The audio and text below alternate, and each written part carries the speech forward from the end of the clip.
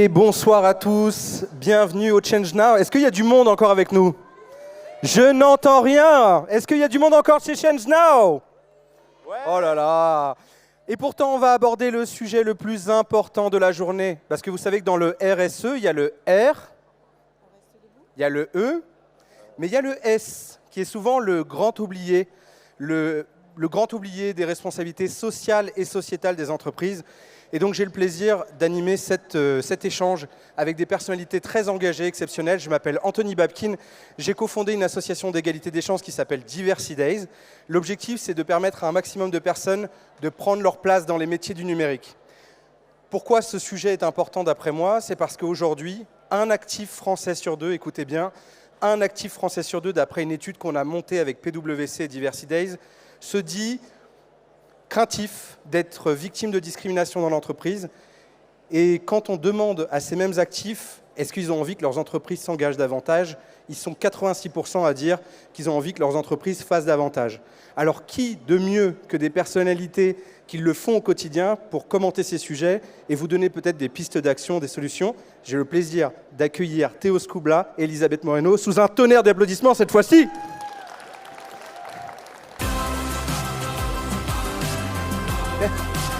J'avais dit tonnerre d'applaudissements, ils n'ont rien entendu. Merci. Alors, écoutez, j'ai énormément de chance de vous avoir sur cette table ronde de fin et j'espère d'ailleurs que certains vont nous rejoindre. Sentez-vous libre de vous asseoir. Chère Elisabeth, bienvenue. Cher Théo, bonsoir. Alors, vous êtes, on va dire, tous les deux très engagés dans une même entreprise qui s'appelle Each One. Il me semble, Théo, que tu l'as cofondée il y a quelques années. C'est quoi Each One ? Bonsoir, est-ce que tout le monde entend? Ouais, super. Bonsoir à tous. Très perturbant de devoir se tourner. Each One, qu'est-ce que c'est? Each One, c'est une entreprise déjà qui part d'une histoire personnelle et qui est celle aussi de mes grands-parents.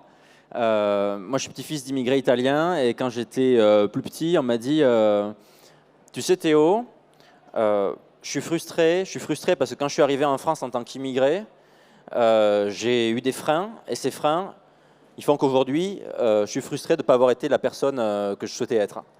Et puis de toute façon, dans notre famille, nous sommes des petites gens, et les petites gens, on doit rester discret. Comment est né du coup Each One? Parce qu'au départ, c'est une histoire familiale, c'est un déclic, et aujourd'hui, c'est quand même une grande entreprise. D'ailleurs, je crois que tu viens de faire ton entrée dans l'Impact 40 hier soir, dans les 40 entreprises à impact et future licorne. Ça s'applaudit quand même, pas mal. Donc bravo pour cette entrée dans ce classement réalisé par le mouvement Impact France. Qu'est-ce que fait, c'est quoi la mission d'Each One? Alors aujourd'hui, Each One, effectivement, basé sur ce constat que j'ai fait aussi familial, j'ai eu la chance de rencontrer des personnes réfugiées qui m'ont fait comprendre qu'en France, on avait 1,9 million de personnes qui sont réfugiées, nouveaux arrivants, qu'il leur faut en général 20 ans pour retrouver un travail stable, et que si on prend les chiffres de 2023, il y avait 3 millions d'offres d'embauche dont la moitié était jugée difficile ou en tension. Et malgré ces chiffres qui ont tout pour se rencontrer, on est aujourd'hui en France, et c'est un constat que j'ai fait en 2015 et que je fais toujours aujourd'hui, on a deux groupes de personnes, ceux qui veulent les aider les pauvres et ceux qui n'en veulent pas de ces pauvres gens, mais toujours les pauvres. Alors qu'il y a une troisième voie à mes yeux qui rassemble toutes les personnes comme nous qui sommes convaincus que quelle que soit leur qualification, quelle que soit leur origine, les personnes réfugiées, les nouveaux arrivants représentent un potentiel duquel la société n'a pas encore pris la mesure. Et c'est là que en tout cas Each One trouve sa mission. Sa mission, c'est de permettre aux personnes réfugiées, aux nouveaux arrivants, de retrouver un emploi de manière durable et de permettre aux grands groupes qui travaillent avec nous de recruter ces personnes qui les rendent plus fortes en tout point. Il paraît que ta solution aujourd'hui rencontre un succès assez important. C'est ce que tu m'as dit en préparant cette table ronde. Tu m'as parlé d'une explosion du type de demande. Comment tu l'expliques ? Je pense qu'on arrive à une période aujourd'hui où la question de l'inclusion, de la diversité pour les grands groupes, en tout cas, et la question de ce lien avec la performance pour l'entreprise ne fait plus aucun doute. Et aujourd'hui, on a la chance de travailler avec 60 grands groupes qui ont compris que non seulement en recrutant des personnes avec Each One, ils allaient avoir un impact social indéniable et permettre à des gens de retrouver de la stabilité, mais qu'ils allaient surtout comprendre qu'ils allaient enrichir leur entreprise, répondre à leurs besoins opérationnels, répondre à leurs besoins de recrutement en tension sur des métiers aussi divers que manutentionnaire à data analyst, donc sur toute l'échelle des qualifications, et que c'était un investissement pour elles. Et cette compréhension aujourd'hui que c'est un investissement et que performance peut rimer avec inclusion et réciproquement, c'est vraiment clé aujourd'hui dans le passage à l'échelle de l'engagement de ces entreprises qui aujourd'hui est encore, je dirais, au frémissement. On a beaucoup d'engagements vocaux et le sujet maintenant, c'est l'atterrissage. Et on a en tout cas c'est un grand honneur pour nous aujourd'hui d'accompagner cet atterrissage auprès de nos partenaires, que ce soit nos partenaires du retail comme des grandes banques qui travaillent avec nous. C'est top. Moi, j'entends souvent, dans mon travail d'associatif, des personnes réfugiés, sans papier, des personnes aussi qui sont étudiants étrangers, qui galèrent dans leur démarche administrative du quotidien. C'est quoi les solutions que tu proposes et surtout comment tu lèves ces barrières-là aujourd'hui avec Each One? Parce que beaucoup d'entreprises peuvent se dire non mais moi, attention, je n'ai pas du tout envie de perdre de temps dans un recrutement, c'est compliqué, c'est toujours les mêmes formules qu'on entend. Comment tu lèves ces freins? C'est quoi les conseils que tu donnes?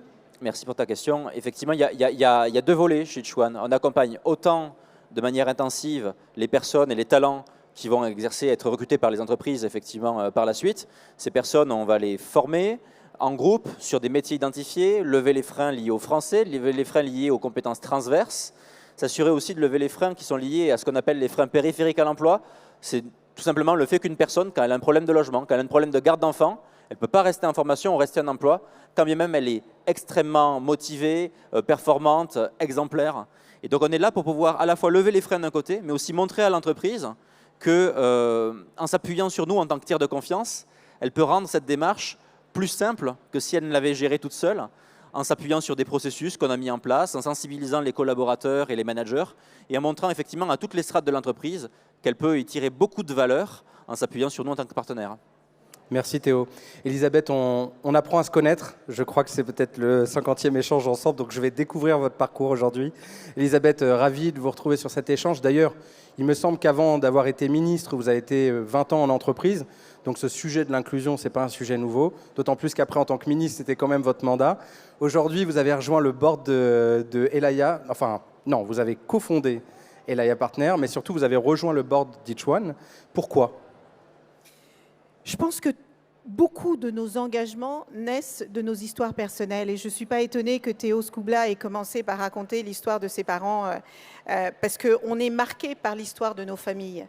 Et moi, aujourd'hui, on dirait, à l'époque où je suis arrivée à la fin des années 70, aujourd'hui, on dirait de moi que je suis une enfant de migrants.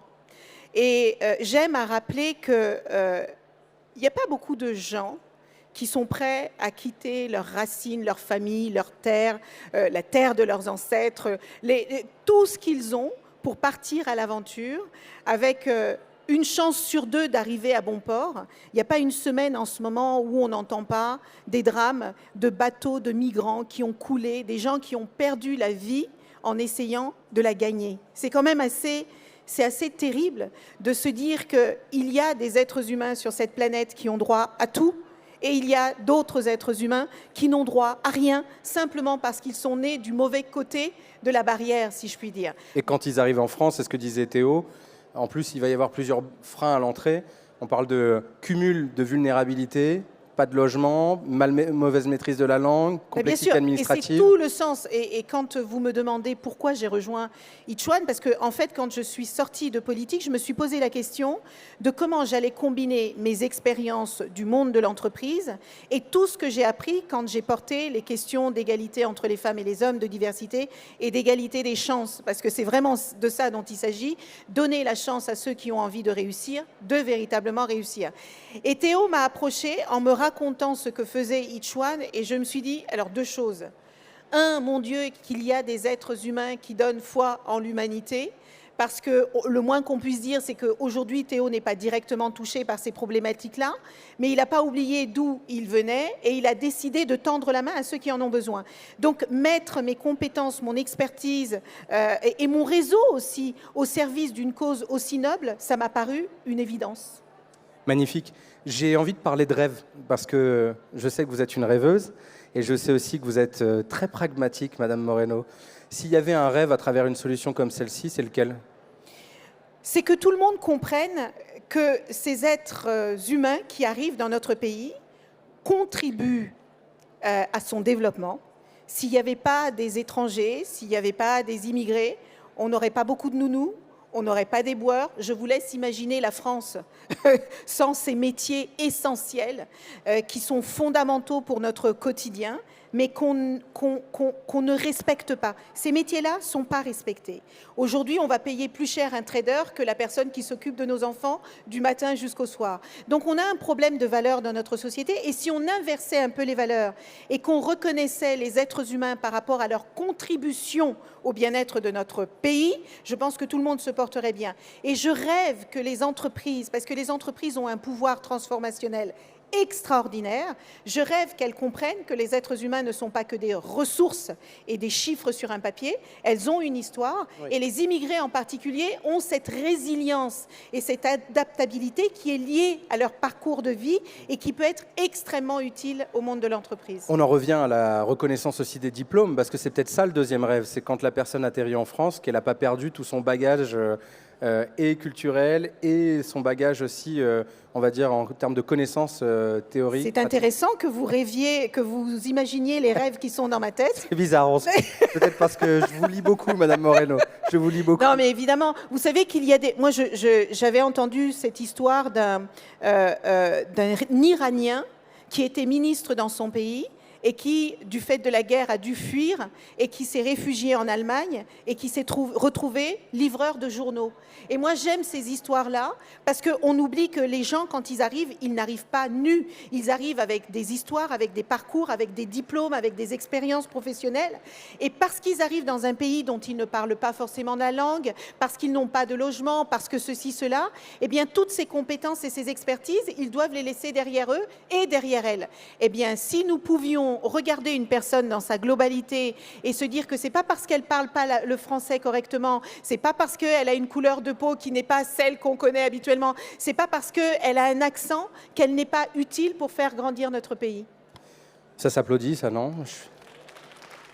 Je sens qu'il n'y a que des gens contre autour de cet auditoire. Évidemment. J'ai deux questions pour vous, chers amis, parce qu'on arrive déjà à la fin de ce petit échange. Mon avant-dernière question, c'est quels sont les freins encore à lever? Parce que ce qu'on se dit là, pour moi, et d'ailleurs tout le monde cautionne, mais j'ai l'impression qu'il y a encore, on en parlait aussi dans cet échange, d'un grand patron, un DRH de grand groupe qui disait quand est-ce qu'on passe à l'action? Et je crois que tu n'attends que ça. Sauf que concrètement, pourquoi parfois ça ne se concrétise pas? Quels sont encore les freins? Alors moi, je vais en mentionner quelques-uns. D'abord, les parcours et les compétences de ces gens-là ne sont pas valorisés. Ça, c'est un vrai premier sujet. Ensuite, les entreprises sont tellement plus rassurées quand elles vont recruter des personnes qui ont fait les écoles qu'elles connaissent, qui les rassurent, HEC, ESSEC, enfin, toutes ces écoles, EDEC, etc., qui rassurent parce qu'on sait exactement comment ces étudiants ont été formés.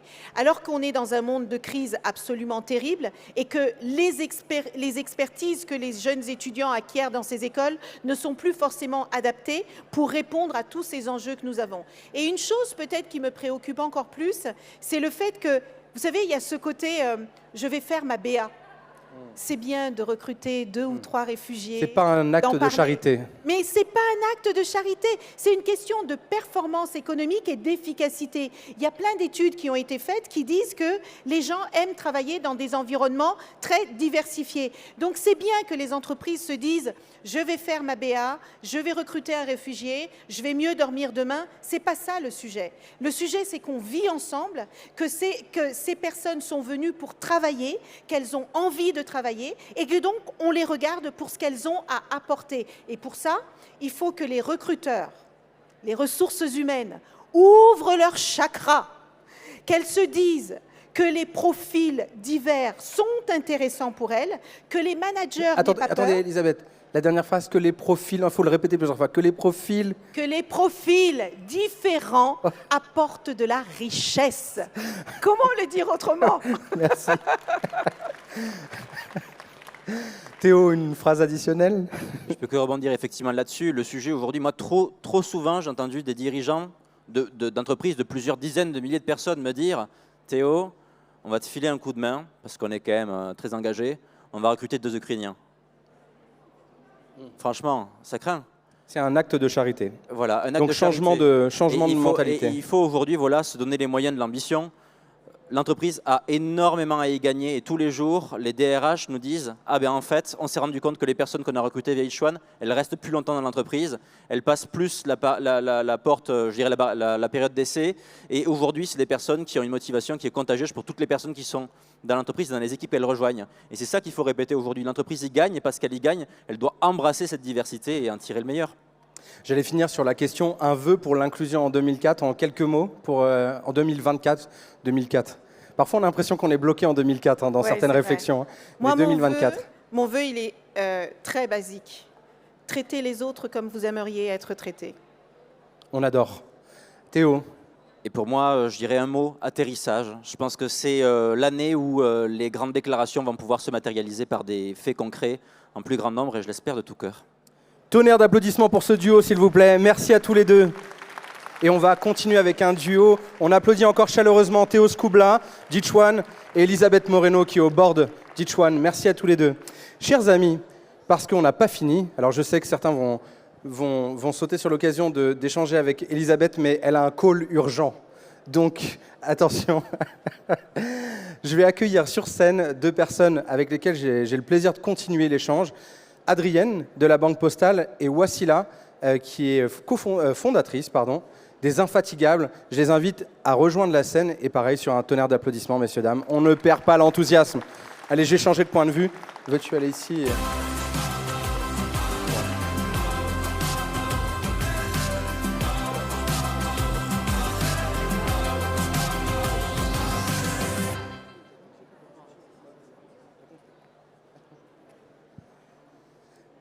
Alors, pour ceux qui nous rejoignent, on parle d'inclusion et j'ai dit tout à l'heure en introduction que le sujet de la lutte contre les discriminations et ce sujet même de l'inclusion est au cœur normalement de la RSE, mais parfois c'est le grand oublié. Je parle en tant qu'acteur associatif, j'ai cofondé une asso qui s'appelle Diversity Days qui œuvre pour faire en sorte d'intégrer plein de gens dans le monde de la tech et c'est pas toujours évident parce que encore trop de préjugés dans notre société et je le disais tout à l'heure, ce chiffre. Et je vais en donner un autre. On a mené une étude avec le cabinet Occurrence et Diversity Days en 2022 qui montrait que l'état des discriminations dans la tech, c'était 39% des gens qui avaient intégré cet écosystème qui avaient vécu une discrimination à l'embauche. Si je donne d'autres chiffres, les seniors sont moins d'1,5%. Donc voilà, on va parler des publics dits fragiles, vulnérables ou qui cumulent parfois les critères de vulnérabilité. Bonjour Adrienne, ravi de vous trouver sur cette table ronde. Vous travaillez pour la Banque Postale. Si je ne dis pas de bêtises, vous êtes en charge de l'impact et des questions de développement durable. On va parler ensemble de la fragilité bancaire et de l'accessibilité bancaire. Qu'est-ce que ça veut dire pour ceux qui découvrent le sujet ? Alors, bonsoir à toutes et à tous. L'accessibilité bancaire, en fait, à la Banque Postale, c'est simple, c'est partout et pour tous. Pourquoi partout ? Parce que la Banque Postale, vous le savez sans doute, c'est une filiale de La Poste, qui est un groupe totalement territorial. Et à la différence de beaucoup de banques qui de plus en plus clôturent leurs agences, nous, on a une mission vraiment de présence territoriale. On a 17 000 points de contact en France et c'est inscrit même dans la loi que 95% des Français doivent être à moins de 10 km d'un bureau de poste. Et c'est dans les bureaux de poste qu'on exerce les services bancaires. Donc ça, c'est la dimension accessibilité géographique. Et puis, on a aussi pour tous, puisque la Banque Postale est délégataire d'une mission de service public sur l'accessibilité bancaire qui permet aujourd'hui, on parlait avec Each-One là, des migrants, à 1,5 million de personnes qui sont notamment des migrants décents 2006 qui seraient complètement exclus du système bancaire autrement, de bénéficier du livret A qu'ils utilisent en fait comme un porte-monnaie électronique. Pour vous, le livret A, c'est uniquement un outil d'épargne. Ici, c'est vraiment un premier outil de bancarisation qui leur permet de retirer des espèces en bureau de poste, de percevoir des revenus sociaux. On parle a priori d'1,5 million de Français qui sont concernés, ce qui est énorme. Ces 1,5 million de Français, c'est quoi ? C'est des personnes qui ont des difficultés financières, ce sont des gens qui n'ont pas tout le temps l'accès aux services bancaires, c'est ça ? Alors oui, là, c'est vraiment les 1,5 million de personnes en accessibilité bancaire qui seraient totalement exclus par ailleurs du service bancaire. Et nous, on rajoute dans la définition des clients en situation de fragilité financière, c'est 1,5 million de clients en plus. On a à la Banque Postale une définition de nos clients en situation de fragilité financière qui est la plus exigeante de la place, puisqu'on ne va pas seulement se contenter d'utiliser le montant des incidents bancaires pour les détecter, mais on va aussi les détecter sur des critères de revenus, et on va en particulier les accompagner avec des conseillers qui vont être dédiés. C'est une plateforme qu'on appelle l'Appui, et ces conseillers sont formés à la fois à la prise en charge déjà émotionnelle de ces clients qui peuvent être structurellement en situation de fragilité financière, mais aussi conjoncturellement. Au moment du Covid, on a eu des personnes qui tout d'un coup ont eu des chutes de revenus extrêmement fortes et qui se sont trouvées extrêmement dépourvues dans cette situation. Ils sont formés aussi à la dimension administrative pour aider ces personnes à recourir à certaines aides, et puis à l'écosystème associatif qui peut justement prolonger l'action d'une banque. Comment ça se matérialise concrètement au quotidien? Parce qu'on a toujours, toujours, je ne parle pas pour moi, je parle pour les gens, de se dire tiens, est-ce que ce sont des éléments corporels, des éléments de langage, ou concrètement au quotidien, comment ça se matérialise pour un client potentiel? Concrètement, voilà, il peut être détecté en situation de fragilité financière et donc avoir des appels qui sont personnalisés via ses conseillers. Il a accès à de la formation sur du conseil budgétaire, et puis il a aussi accès à une formule de compte qu'on appelle la formule de compte simplicité à 1 euro, avec surtout un plafonnement des incidents bancaires. Ça marche. Et aujourd'hui, quelles sont les associations, si vous parliez d'associations qui gravitent autour, vous pensez auxquelles? Oui, alors on a créé il y a un peu plus de 10 ans ce qu'on appelle le Club de l'initiative, qui est finalement notre écosystème d'associations. Donc peut-être que les Infatigables en feront partie bientôt, qui sont nos associations partenaires, qui sont essentielles pour nous, parce qu'en fait on ne peut pas exercer le métier de banquier sans avoir une vision large de l'écosystème. Donc ces associations, à la fois elles sont des capteurs essentiels sur le terrain, mais elles sont aussi des partenaires, en particulier en matière d'expérimentation. On va expérimenter des services bancaires un peu innovants avec ces associations, et elles nous aident à déployer des dispositifs. Par exemple, l'Appui, donc ce système de conseillers spécialisés, c'est avec nos associations partenaires qu'on l'a développé. Excellent. Quel est le dispositif qui fonctionne le mieux aujourd'hui auprès des publics dits vulnérables, et pourquoi ? Je crois que c'est vraiment la présence du conseiller et la dimension vraiment, oui, humaine qu'apporte un conseiller. En fait, on voit bien que dans ces 20 dernières années, on a eu à la fois une standardisation des produits financiers. Globalement, tous les produits financiers se ressemblent. Puis surtout une digitalisation. Donc globalement, le client finalement utilise ces services directement. Là, avec toutes les transitions qu'on est en train de vivre, la transition environnementale, mais aussi les transitions sociales et démographiques, on retrouve finalement l'importance du rôle du conseiller qui doit se spécialiser, qui doit mieux connaître son client et cette proximité humaine qu'on met en avant à la Banque Postale. Il y a une fierté chez vous, un dispositif ou je ne sais pas, alors j'ai eu la chance en tant qu'acteur associatif d'être dans votre campagne Les Nouveaux Modèles, donc je vous remercie parce que ça offre aussi de la visibilité aux acteurs associatifs comme nous. J'ai eu la chance d'être sélectionné, c'est le hasard des choses, mais voilà, j'en parle aussi. Ça fait partie des choses concrètes aussi qui sont faites. Ça reste de la visibilité, mais pour une asso, ça a une valeur. Est-ce qu'il y a une chose, si vous deviez en citer une, qui reflète peut-être plus l'engagement encore de la Banque Postale ? Oui, alors on parlait tout à l'heure d'inclusion, d'égalité des chances. Finalement, un peu en amont du travail que faisait Each One sur le recrutement, sur le recrutement, nous, on va travailler au niveau des jeunes. Et on a une association qui s'appelle L'Envol, qu'on a créée il y a plus de 10 ans, qui va accompagner des jeunes de la seconde à quelques années après le bac, avec un système de mentorat par les collaborateurs du groupe La Poste. Et c'est vraiment un accompagnement au niveau de la, finalement, enfin, à la fois de la prise de la confiance en eux de ces jeunes, mais aussi de l'accompagnement culturel et finalement toutes ces dimensions qu'un jeune qui est dans une famille aisée a de manière naturelle quand il va au musée le week-end avec ses parents. Bah là, on accompagne ces jeunes et on leur donne vraiment les clés de la réussite pour leur carrière professionnelle. L'Envol, c'est bien noté. On peut applaudir Adrienne. Merci pour vos engagements sur le sujet. Je vais continuer avec une entrepreneure sociale que j'ai rencontrée il y a quelques années, qui était également, tu étais engagée, il me semble, dans une association aussi qui a vocation à faire du mentorat aussi, qui s'appelle les Different Leaders, par article 1. Wassila, tu es la fondatrice des Infatigables. Déjà, le nom dit beaucoup de choses. C'est quoi les Infatigables ? Alors, merci Anthony, bonjour. Alors, les Infatigables, c'est une start-up qui propose, qui a pour mission de lutter contre l'isolement social des seniors en France. Les Infatigables, évidemment, ce sont nos aînés, parce qu'ils sont toujours pleins d'énergie. Et en fait, très concrètement, on a un réseau de partenaires d'activités autour du sport, autour du bien-être. Et en fait, on les propose à toutes les structures qui accueillent du public senior, pour permettre en fait à nos aînés d'avoir une vie sociale active et riche. Magnifique. Comment est née l'idée, Wassila, des Infatigables ? Alors, c'est une histoire personnelle. Donc moi, j'étais dans le conseil en transformation digitale. Et il y a 2 ans et demi, j'ai eu le malheur de perdre mon papy. Et en fait, donc ma grand-mère qui a vu son partenaire de vie mourir, finalement a été touchée par ce qu'on appelle le syndrome du glissement. Alors, je ne sais pas si certains connaissent. C'est un syndrome qui pousse les personnes âgées à arrêter de manger, arrêter de prendre leurs médicaments. Parce que tout à coup, ils n'ont plus d'objectif, ils ont un sentiment de vide. Et donc moi, ma mamie, ce qui la maintenait finalement, c'était de faire des petites choses avec sa petite fille. C'est d'avoir des rendez-vous bookés dans son agenda, dans sa tête, où elle se disait « Ok, là, je vais reprendre de l'énergie parce que j'ai envie d'être en forme en vue de ce jour. » Et en cherchant des activités, j'ai regardé et puis je n'étais pas vraiment garantie de pouvoir faire des choses sympas avec elle. Et donc je me suis dit, j'ai regardé, j'ai vu qu'en France, il y a 4 millions de seniors qui se sentent en situation d'isolement social.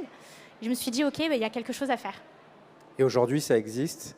C'est combien de seniors accompagnés aujourd'hui avec les Infatigables ? Plus de 1000 seniors déjà. Ça s'applaudit. 1000 seniors déjà accompagnés. Alors Wassila, j'avais très envie que tu sois aussi sur cette table ronde parce que tu es en train de pivoter.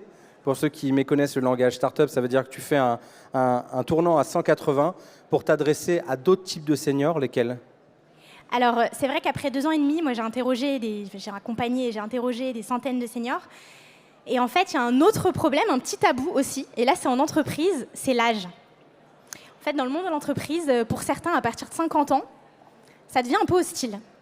Il faut savoir qu'il y a 1 salarié sur 2 qui s'est déjà senti discriminé en raison de son âge. Et pourtant, étant donné tous les débats qu'on a eus ces dernières années, on nous demande de travailler plus longtemps.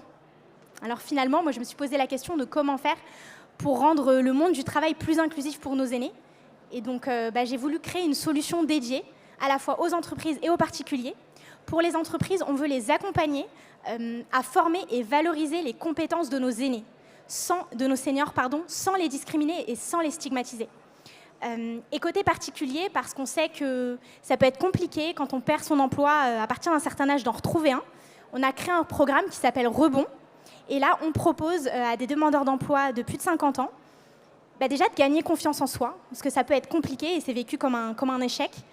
Et ensuite, on les oriente vers des programmes diplômants et surtout des entreprises qui veulent bien recruter des talents plus expérimentés. Qui achète la solution là, à main levée ? Comme ça. Ah, tu vois, tu as des clients qui arrivent, Wassila. Wassila, on a l'impression que ce sujet de l'inclusion, il est chevillé au corps. C'est quoi qui te donne envie de développer, de continuer à développer ton activité ? Est-ce que je crois que tu es en pleine étude, recherche et développement sur cette solution. C'est quoi ton moteur là en ce moment ? Mon moteur, alors déjà, il faut savoir que moi, j'ai lancé aussi un podcast qui s'appelle « Ne me parlez pas d'âge », où justement, je veux mettre en valeur des personnalités qui sont parfois invisibilisées dues à leur âge et qui se sont retrouvées dans des milieux et dans des endroits où on ne les attendait pas du tout. Et c'est vrai qu'avec tous ces témoignages-là, je me rends compte que c'est un sujet et il ne faut pas croire, on va tous y passer, vu le vieillissement de la population. Et donc aujourd'hui, nous, on est à la recherche d'entreprises pour continuer nos expérimentations et nous accompagner sur le sujet. Donc si vous connaissez ou si vous êtes vous-même DRH, responsable inclusivité ou que le sujet vous touche, vous pouvez venir me voir après la table ronde, on pourra en discuter ou visiter notre site lesinfatigables.fr. J'ai l'impression qu'on a quelqu'un qui hoche la tête à côté de nous, donc j'espère que la Banque Postale a bien ouvert les oreilles. Plus sérieusement, peut-être sur ce sujet, Adrienne, vous voulez réagir ou pas, ou c'est peut-être moins votre sujet, j'en sais rien. Je prends les quelques minutes qui nous restent aussi pour pour échanger ensemble sur l'inclusion. On a les seniors, on a la question du handicap, mais c'est vrai que j'ai l'impression qu'il y a des parents pauvres aussi sur les sujets d'inclusion en entreprise. On a la question du genre qui a été abondamment alimentée, commentée, dotée de textes de loi. Tout n'est pas fait, hein. Le congé menstruel est en pleine discussion, etc. Donc la loi s'écrit au quotidien. Mais sur ces questions des seniors, des publics exclus, je pense que c'est un sujet qui vous parle aussi. Oui, de toute façon, c'est un sujet de société et la Banque Postale et plus largement la Poste, on emploie 250 000 personnes. Donc, évidemment, on emploie une représentation complète de la société française. Et on a des salariés qui sont en plus très fidèles. Et donc, voilà, des postiers, des facteurs qui vont terminer leur carrière. Donc, on n'est pas forcément les plus avancés sur le sujet aussi. Donc, c'est hyper intéressant pour nous, justement, d'être en éveil sur toute cette dimension-là.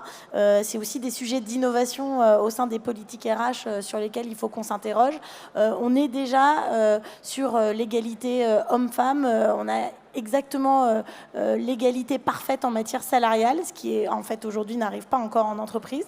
Donc au moins au niveau du groupe La Poste, on a réussi cette bataille, mais il faut qu'on se mette à en mener d'autres. C'est déjà pas mal. Je vais finir avec la même question à chacune d'entre vous. S'il y avait un vœu pour l'inclusion en 2024, ce serait lequel pour vous ? Oui, moi je parlerais d'inclusion financière, même aussi d'inclusion numérique dont on n'a pas parlé. On sait, nous, que 50% de nos clients ne pourraient pas en fait être uniquement en digital et ont besoin d'un accompagnement sur la dimension digitale ou tout simplement d'un conseiller bancaire dont je vous parlais. Donc voilà, c'est travailler à l'inclusion financière via l'inclusion numérique. Qui va devenir encore plus primordial compte tenu des chiffres qui montrent que voilà, les personnes bénéficiaires du RSA n'ont jamais été aussi importantes. Il y a une précarisation aussi des territoires et donc l'inclusion bancaire va être clé. Chère Wassila, tu as le mot de la fin. Alors moi, évidemment, je parlerai de l'inclusion des seniors, forcément, et c'est un sujet qui touche toutes les couches de la société, toutes les couches des entreprises, et je parlerai notamment des demandeurs d'emploi aussi. Tout à l'heure, tu l'as dit, Anthony, dans les startups, on a 1,5% de seniors, c'est ce qui est sorti comme chiffre. Donc aujourd'hui, on a encore des efforts à faire sur l'inclusion des seniors dans le monde du travail et ce serait mon vœu pour la suite. J'aime beaucoup ces deux vœux, on peut vous applaudir chaleureusement. Merci à toutes les deux pour votre temps ensemble et je vais donner sans plus attendre la parole à celui qui va ouvrir, pouvoir conclure cette table ronde. Il s'appelle Olivier Tran et il va vous parler de son parcours et de son quotidien aussi de papa aidant. Et on peut l'applaudir sous un tonnerre d'applaudissements. Merci à tous.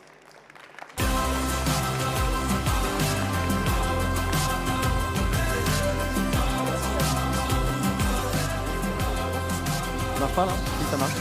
Bonsoir à tous. Donc Anthony vient de le dire, je suis papa d'un enfant qui est porteur de handicap qui s'appelle Alexandre. Et comme mon fils Alexandre ne sait pas lire, ne sait pas écrire, il ne sait pas parler, à la fin du primaire, on nous a dit qu'il n'y avait plus de place pour lui à l'école, ce qu'on attendait en tant que parent. En revanche, on ne s'attendait pas à ce qu'il n'y ait plus de place du tout pour lui dans aucune structure d'accueil, donc pas d'IME, pas d'endroit pour lui. Donc il est resté à la maison. Et c'est là où tout a dérivé, puisque notre enfant a commencé à regarder des vidéos de suicide. Donc c'est un choc pour tout le monde, pour moi, et justement, c'était le début d'une entreprise.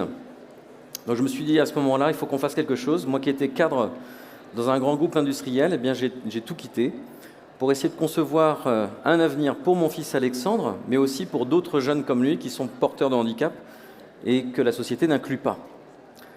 Donc déjà, première question, est-ce que tout le monde sait à peu près combien ça représente de personnes en France, le handicap cognitif et mental ?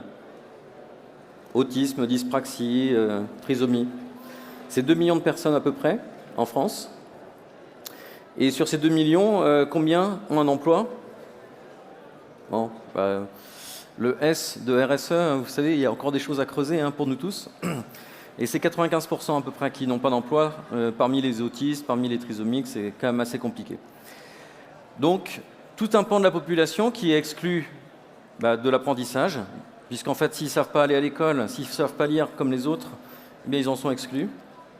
Et donc, tout projet consiste à pouvoir les réintroduire dans notre société, qu'on ne les exclue pas, qu'on puisse leur apprendre un métier et qu'on puisse leur donner aussi une place, un petit rôle à jouer au milieu de nous, auprès de nous, même sur des salons comme celui-là, Change Now. Pourquoi pas avoir des jeunes porteurs d'autisme, de trisomie qui soient là en train d'accueillir les gens, de les emmener quelque part. C'est un peu notre... comment dire ? C'est un peu notre responsabilité à tous de donner la place à d'autres qui n'ont pas forcément les mêmes capacités que tout le monde, de pouvoir contribuer, quelle que soit leur capacité. Cette petite utilité qu'on peut offrir aux uns et aux autres, c'est un peu la vie pour nos enfants. Donc la création du projet aujourd'hui, ça s'est matérialisé depuis 3 ans et demi avec 2 structures que j'ai créées. Affûté, qui est une association qui les forme à partir de 14 ans. On va les former aux tâches élémentaires. Donc Affûté, ça veut dire Association pour la formation universelle aux tâches élémentaires. Affûté, c'est l'acronyme. Et ça explique ce qu'on veut faire. On veut affûter les compétences de tous ces jeunes-là. Et pour ça, on part du constat de l'exclusion d'aujourd'hui. Il n'y a pas de méthode d'apprentissage quand les gens ne savent pas lire, ne savent pas écrire, ne savent pas parler, compliqué d'apprendre. 2, dans nos entreprises ou dans nos organisations, quelles qu'elles soient, on a peu de sensibilité ou de sensibilisation à la différence. Celle-là en tout cas. L'autisme, la trisomie, la dyspraxie, enfin peu importe. Et 3, justement comme on a l'enfer étant pavé de bonnes intentions, comme on a parqué tous ces jeunes-là d'un côté, dans des structures pour les recevoir, s'en occuper, eh bien justement, il n'y a pas d'interaction entre les mondes des entreprises, des institutions, des organisations et ce monde du handicap. Donc Affûté, on essaie de relever ces trois problématiques. D'une part, en concevant une méthode universelle d'apprentissage qu'on a baptisée les FUTÉ, des fiches universelles de tâches élémentaires, où en fait on prend n'importe quelle tâche élémentaire d'un métier, éplucher des carottes, faire un lit, mettre en rayon, et puis on décompose tout avec des dessins. C'est pas bien compliqué, mais comme ça n'existait pas, il fallait bien le créer. Donc, on reprend tout du début à la fin. On dit, voilà, pour commencer un boulot, il va falloir t'habiller. Donc, on explique avec les dessins comment faire pour bien s'habiller professionnellement. Avec les mêmes dessins, on va expliquer comment continuer la tâche, peut-être à mettre des choses en rayon. Et en fait, avec cette méthode visuelle, il n'y a plus besoin de savoir lire, il n'y a plus besoin de savoir écrire, il n'y a même pas besoin de savoir parler pour apprendre un métier. C'est pour ça qu'on l'a baptisé universel comme méthode d'apprentissage. Et cette méthode-là, elle s'applique aussi bien à des personnes qui viennent de l'étranger, qui ne parlent pas le français, mais que nos enfants porteurs de handicap qui, eux, ne peuvent pas parler français et ne peuvent pas lire pour certains d'entre eux. Ça, c'est le premier élément de construction d'un avenir pour eux. Le deuxième élément qui va être important, c'est comment faire pour réintroduire la différence du handicap au cœur des entreprises. Là, il faut qu'on apporte une solution à des employeurs, à des entreprises, par rapport à des problématiques qu'elles connaissent aujourd'hui. Donc le projet d'Affûté, c'est de réintroduire cette différence de nos enfants, que personne ne connaît ou pas grand monde, au milieu des entreprises, en proposant un deal à ces entreprises, en disant, écoutez, vous êtes dans la restauration, vous êtes dans l'hôtellerie, vous êtes dans la distribution, et vous avez des centaines de milliers d'emplois ouverts, des postes ouverts, pour lesquels vous ne trouvez personne. Parce que des tâches élémentaires qui sont à faire tous les jours, il n'y a pas grand monde qui a envie de faire ça tout le temps. Et là, c'est un peu le point qu'on va proposer. C'est de dire, mais vous voyez, nous, on a une population de jeunes porteurs de handicap. Quand on les forme bien, quand on leur apprend à faire ces tâches élémentaires, ils sont contents de pouvoir les réaliser tous les jours. Et eux, ils ne vont pas se lasser, comme tout le reste de la population, à devoir mettre en rayon tous les jours, à devoir éplucher des carottes tous les jours, à faire des tâches élémentaires de façon répétée. Donc c'est là où on va pouvoir trouver une sorte d'avantage pour des entreprises, de pouvoir suivre ce chemin-là d'inclusion par la formation de personnes qui peuvent être leurs employés demain. Et puis le principe pour y arriver, cette fameuse coordination entre le monde du handicap et le monde de l'entreprise, ils ne se connaissent pas, ils se regardent en chien de faïence parce que ça fait peur au handicap d'aller vers l'entreprise. Ça va être difficile pour le rythme, pour le rendement. Et puis l'inverse, les entreprises de se dire comment on fait avec des porteurs de handicap, ils ne savent même pas lire, ils ne savent même pas écrire, comment je vais m'en sortir? Eh bien, l'astuce qu'on a trouvée avec le projet, c'est de transformer l'employeur en formateur. Donc de dire, si demain, vous allez former votre propre main-d'œuvre à faire des tâches répétées chez vous, eh bien, il faut se retrousser les manches. Et puis, il faut peut-être nous aider, nous accompagner dans la formation de nos enfants. Et pour pouvoir le faire, il faut de l'argent. Donc on a demandé à France Travail s'ils pouvaient financer ces programmes de formation. Donc aujourd'hui, 2 ans après le premier lancement, on a 80 jeunes qui sont formés en 2023, on espère en avoir 200 sur la France. Donc pas que sur Paris, l'Île-de-France, mais également sur Lyon, sur Lille, sur Bordeaux, sur Nantes. En ouvrant des partenariats avec les grands groupes, type Sodexo, Elior, Compass, Serenest, ou Accor Hôtel pour des hôtels, GSF pour du nettoyage propreté, Leclerc pour de la distribution. Des tâches élémentaires, il y en a dans tous les domaines, dans toutes les entreprises. Il suffit de réfléchir un petit peu et de se demander mais quelles sont les tâches qu'on répète tous les jours dans nos entreprises. Même saisir des notes de frais, saisir des variables de paye, c'est des choses assez répétées, codifiées, processées, qu'on peut représenter visuellement. Donc ça ouvre un champ des possibles qui est extrêmement large. Et c'est ce chemin-là qu'on essaye d'emprunter avec le maximum de jeunes en disant tous les employeurs, vous avez un intérêt certainement à pouvoir accompagner nos enfants différents, qui représentent quand même pas mal de la population malheureusement, et on ne les a pas choisis. On n'a pas choisi qu'ils soient handicapés, je veux dire. Mais par contre, eux, ils espèrent un jour de pouvoir contribuer à cette société, comme nous tous, on espère avoir un avenir. Donc si vous aussi, vous pouvez leur offrir ce chemin d'avenir, cet espoir qu'ils aient un peu de contribution, eh bien vous leur rendrez service et vous rendrez service aux parents également. La deuxième structure que j'ai créée s'appelle Biscornu, et là c'est l'emblème de cette différence. Une sorte d'étendard qui dit, mais regardez, les biscornus, c'est un peu de nous tous. On est tous un peu biscornus quelque part. On a bien des aspérités, des différences, notables plus ou moins. Ben nous, on revendique cette capacité d'être différent. Et l'emblème biscornu, c'est dans un traiteur donné, dans un traiteur, de faire le meilleur dans ce métier de la restauration pour démontrer par l'exemple que ces fameux biscornus, ça pourrait être nous, c'est eux, mais ces jeunes-là, qui sont porteurs de handicap cognitif et mental, eh bien, ils peuvent faire le meilleur. Et là, c'est pareil, pour faire ce tour de cette transformation, un peu d'exclusion vers de l'excellence collective, eh bien, on bâtit ça de zéro, puisque je faisais des avions il y a 3 ans et demi, donc c'est pas vraiment moi qui fais la cuisine. Hein. En revanche, on bâtit ça avec plein d'aides, plein de partenariats. Et on demande en fait à des chefs étoilés, meilleurs ouvriers de France, de contribuer en donnant des recettes. Comme ça, cette main tendue, c'est aussi de l'espoir qu'ils transmettent à des jeunes qui n'ont pas la capacité d'apprendre comme les autres, mais qui peuvent exécuter ces tâches élémentaires. Donc si ces jeunes-là, ils peuvent faire des plats préparés de très bon niveau et qu'ils servent avec un bon niveau d'exigence et de service, tout le monde, eh bien c'est une belle démonstration qu'ils sont capables de bosser comme nous tous. Et s'ils peuvent le faire, chez quelqu'un qui ne connaît même pas la restauration, ils peuvent encore plus le faire chez d'autres professionnels dont c'est le métier de faire des hôtels, des restaurants, de faire de la distribution, du nettoyage, etc. Donc cet emblème biscornu, avec une certaine colère, comme je vous l'expliquais, comme mon fils, il était un peu malheureux dans cette situation d'être tout seul à la maison, eh bien il fallait qu'on porte cette étoile la plus vive possible et donc intégrer le maximum d'ingrédients d'écologie également, pour que ce soit eux qui montrent l'exemple. Ils sont aujourd'hui nulle part dans cette société, mais si demain ce sont eux qui peuvent quelque part, symboliquement, montrer l'exemple, à ce moment-là, ça pourrait aussi inciter d'autres à se dire qu'on n'a peut-être pas bien regardé ce que nos enfants différents, ce que ces personnes-là pouvaient apporter à notre société.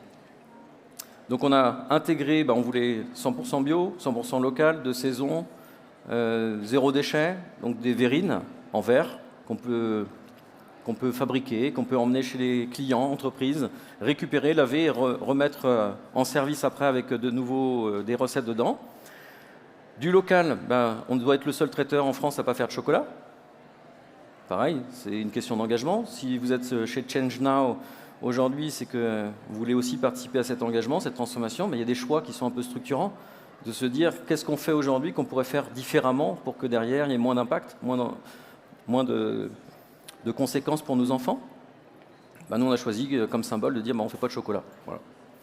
Donc ça calme, hein, parce que pour les entreprises qui veulent faire des événements en fin d'année et dire moi j'aimerais bien du chocolat, je suis désolé, mais nous on s'est dit on prend que ce qui pousse sur le sol français. Le chocolat, ça ne pousse pas encore sur le sol français. Ça, c'est un exemple. Mais en fait, il y en a des déclinaisons comme ça pour chaque sujet. Utiliser de la consigne, des verrines, c'est pareil, ça demande plus d'efforts, plus de temps. Ça demande de convaincre des gens, de l'organiser. Et ça, je peux vous dire qu'on ne l'a pas encore craqué, ce modèle-là, et que ceux qui s'y attaquent depuis déjà un certain temps, ils mettent encore du temps pour y arriver.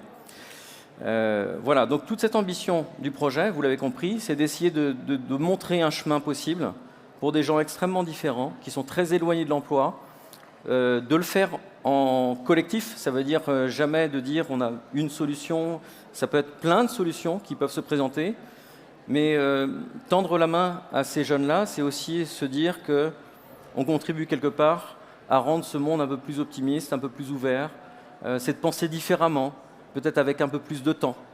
Mais ce temps-là, finalement, on le gagne si on revient à l'essentiel, c'est-à-dire partager du temps avec les gens qui nous entourent, ces expériences humaines qu'on ne vit pas assez souvent dans les entreprises, au profit du profit. Eh bien, quelque part, ça fait aussi du bien de revenir à ces éléments qui ne sont pas forcément très matériels, mais qui sont plus relationnels. Voilà, je pense que j'ai explosé mon temps, là, 4 minutes 50 d'explosion, je crois, hein, c'est ça. Donc, est-ce que vous avez des questions éventuellement pour ce projet? Ou pas? Non? Bon.